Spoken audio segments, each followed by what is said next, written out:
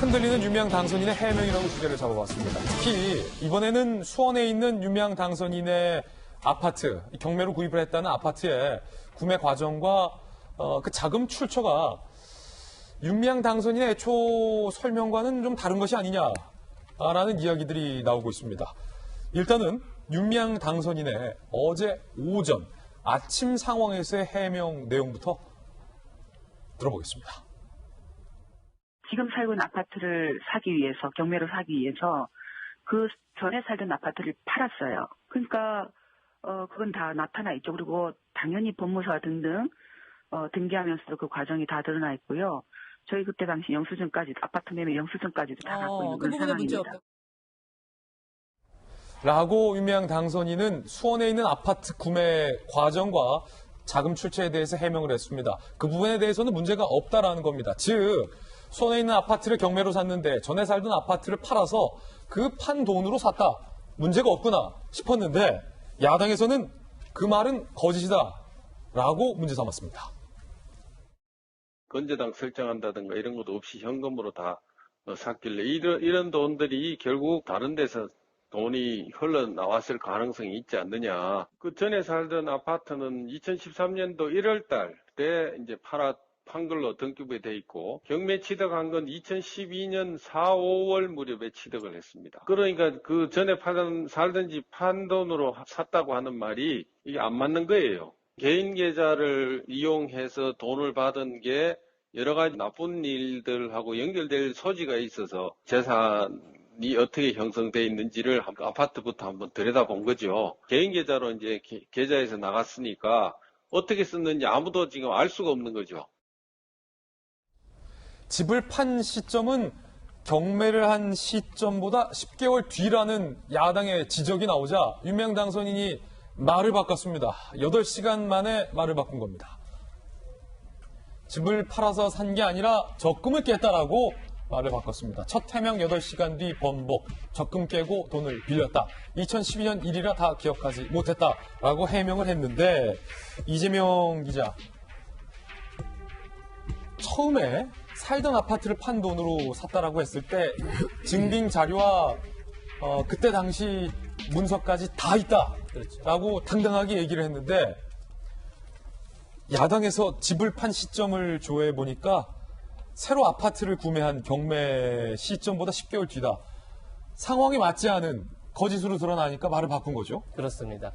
그러니까 아파트를 다 구매해보면 알지만 사실은 아파트 구매할 때 자금이 가장 고민이고 사실은 그걸 누구도 모르긴 참 쉽지 않죠. 물론 이제 8년 전의 기억이기 때문에 본인이 흐릿할 수는 있지만 경매 아파트를 언제 샀고 내가 아파트를 언제 팔았고 이것을 시점 혼동했다 약간 좀 이해하기 힘든 부분이 있지만 어쨌든 윤미향 당선자는 처음에는 내가 경매 아파트를 살 때 전에 있는 아파트를 처분한 돈으로 샀다. 그렇기 때문에 대출 같은 걸 받지 않고 모두 현금을 살 수 있었다. 이렇게 해명을 했었는데 알고 봤더니 얘기한 것처럼 10개월 뒤에 전에 아파트는 팔았고 그러다 보니까 적금 3개를 깨고 지인한테 수천만 원을 빌리고 자기 예금을 다 털어서 경매 자금을 댔다. 이렇게 지금 해명을 바꿨는데 그러다 보니까 더 의혹이 커지는 거죠. 예. 적금 3개나 깨고 지인들한테 수천만 원을 빌리고 이렇게 했다면 굉장히 어렵고 힘들게 경매 아파트를 샀을 텐데 그거를 기억을 혼돈했다는 게 약간 이해할 수 없는 대목이고 지금 이제 곽상동이 자꾸 문제를 제기하는 게 사실 지난번에도 자녀 유학 자금을 두고도 말이 좀 바뀐 측면이 있지 않습니까? 윤미향 당선인이. 그렇죠. 2016년도에는 2016년도 유학을 떠났는데 전에 장학금을 받았다.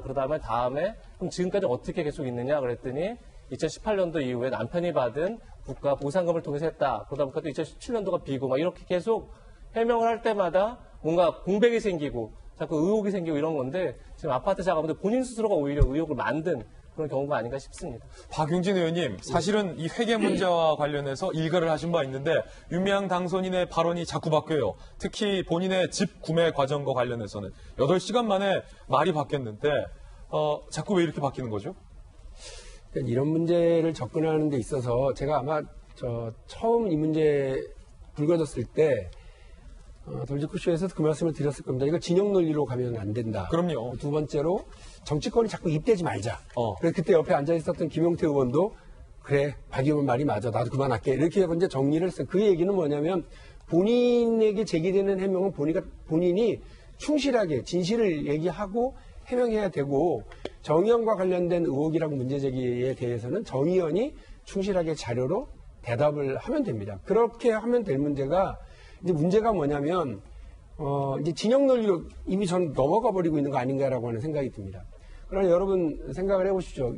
위안부 피해 할머니들 문제에 있어서 보수 진보가 어떻게 있을 수가 있습니까? 그리고 우리 사회에서 회계 투명성과 사회 정의 문제와 관련해서 어떻게 네 편 내 편을 가릴 수가 있습니까? 저는 그런 일에 동의하지 않습니다. 그러니까 이 문제가 지금 곽상도 의원이 문제 제기를 하고 있고 의혹 제기를 하고 있는데 저건 곽상도 의원이 미래통합당의 소속이라서 하는 게 아니라 저는 국회의원으로서 제기할 수 있는 문제를 제기하고 있다고 지적하고 있다고 봅니다. 그래서 이 문제를 놓고서 괜히 진영 논리로 이제 가지 말고요. 윤미향 당선자가 그 하나를 대답할 때도 좀 신중하게 하실 필요가 있다. 물론 저는 기억에 의한 오류, 요즘 뭐 자주 나오는 단어라서 좀 그렇긴 합니다만 기억에 의한 오류일 수 있고 그리고 갑자기 할머니들의 기억 오류가 아니라 갑자기 윤미향 물어봐서 그 당선인의 부분과 관련해서 이렇게 예. 이야기하실 수 있다고 생각합니다. 그렇기 때문에 더 신중하셔야죠. 저는 공익 활동을 하는 모든 사람들이 다 이제 무대 위에 올라와 있는 많은 그 감시자와 구경꾼들이 지켜보는 무대 위에서 있는 배우와 똑같다고 생각합니다. 그래서 신중하게 연습하고 준비하고 해서 마지막 발언을 하고 그 모습을 보여주는 게 되게 중요하기 때문에 아침에 얘기하고 그 오후에 얘기하고 또 달라져 버리면 국민들에게 윤미향 당선자의 신뢰가 대단히 떨어질 수밖에 없거든요. 예. 그런 문제도 역시 신중하게 하셔야 될 것 같고 지금 본인에게 제기되고 있는 이 문제 제기는 처음엔 이용수 할머니가 문제 제기를 하셨던 거고 각 언론사에서 취재된 사항들을 가지고서 제기되고 있는 상황인 겁니다. 그러니까 이 문제를 성실하게 대답하시고 또 어차피 이제 뭐 검찰에서 이제 수사가 시작됐다고 하니까 그것과 관련해서도 잘 준비를 하시는 게 맞다고 볼 뿐이고 지금 자꾸 이렇게 해명이 의혹을 낳고 또 그 의혹이 또 다른 의혹을 낳는 방식으로 가는 것은 누구에게도 도움이 되질 않습니다. 이 해명과 관련해서 해명 당사자인 윤미향 당선자가 매우 신중하고 무겁게 받아들이고 지금 잘 국민들에게 설명하셔야지 그렇지 않으면 사태는 저는 걷잡을 수 없는 예. 방법으로 갈 거라고